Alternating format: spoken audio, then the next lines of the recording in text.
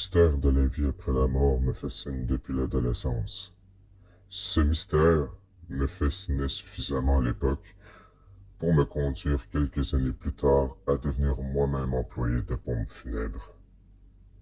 Au début, je fus transporteur funéraire, ce qui consiste à aller récupérer les défunts aux différents lieux de décès. Et durant cet emploi qui a duré plus de 16 ans, j'ai eu le privilège d'être sur différents lieux de décès et de côtoyer cette transition de l'âme vers un ailleurs. Dans chacun de ces lieux, qu'il s'agisse de morgues d'hôpitaux ou bien de domiciles privés, l'énergie, ou si vous préférez l'atmosphère, de chaque lieu était réelle voire palpable. C'est une énergie qui, et ce, malgré de nombreuses années à la côtoyer, ne s'estompe pas. Donc, je crois que certains appareils sont dans la possibilité de pouvoir les mesurer et les voir.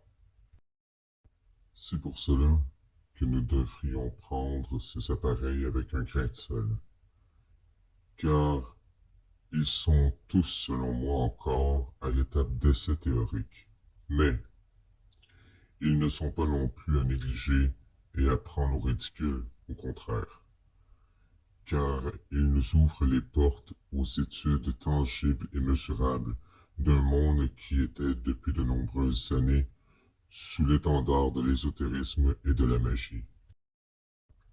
Malgré que ces appareils ne sont pas encore une science exacte, elles débutent toutefois à faire ouvrir une curiosité ainsi que des débats sur leur efficacité et leur capacité à capter de tels phénomènes. Ce qui est bien en soi, car elles laissent ce sujet, jadis tabou, vivant dans cette société qui demande de voir et de toucher pour croire.